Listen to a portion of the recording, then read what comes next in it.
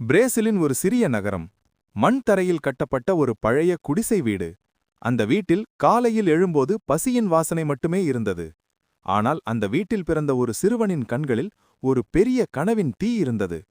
அந்த சிறுவன்தான் எட்சன் அராண்டேஸ் to Nascimento. உலகம் பின்னால் பெலே என்று அழைத்த மகான். பெலே பிறந்த குடும்பம் மிகவும் ஏழை. அவரின் தந்தை ஒரு கால்பந்து வீரர்தான். ஆனால் ஒரு காயம் காரணமாக வாழ்க்கையே நொறுங்கியது. வேலையில்லை, பணமில்லை, சாப்பாடு கூட சில நாட்கள் இல்லை. ஆனால் பெலேவுக்கு ஒரு ஆசை இருந்தது.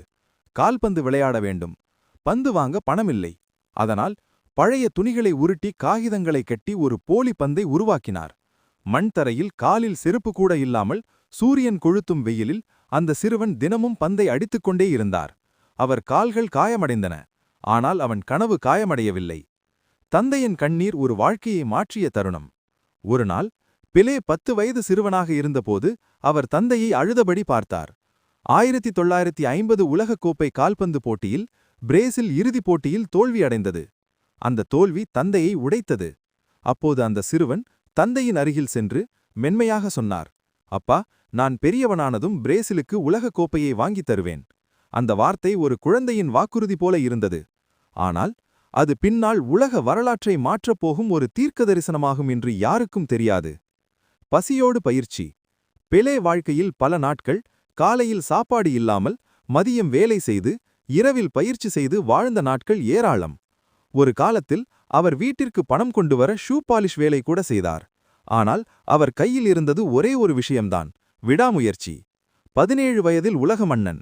அவனின் திறமை ஒரு நாள் உலகத்திற்கு தெரிந்தது. 17 வயதில் 1958 உலகக்கோப்பை போட்டியில் பெலே விளையாடினார். அவர் அடித்த கோல்கள், அவர் ஓடிய வேகம், அவர் விளையாடிய ஸ்டைல் உலகம் பார்த்ததே இல்லாத ஒன்று. இறுதிப் போட்டியில் அவர் கோல் அடித்தார்.